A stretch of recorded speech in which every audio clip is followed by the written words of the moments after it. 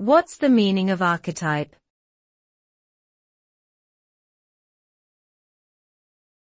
Archetype.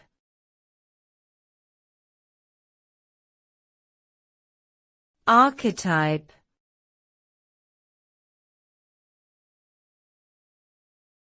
Archetype.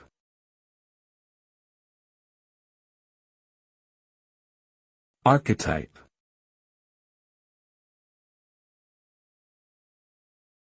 An archetype is a universal symbol or pattern that represents a typical, recurring image or theme in literature, art, mythology, religion, or culture. It is a concept that was first introduced by Swiss psychiatrist Carl Jung to describe the recurring patterns of human behavior and experience that are found across cultures and throughout history.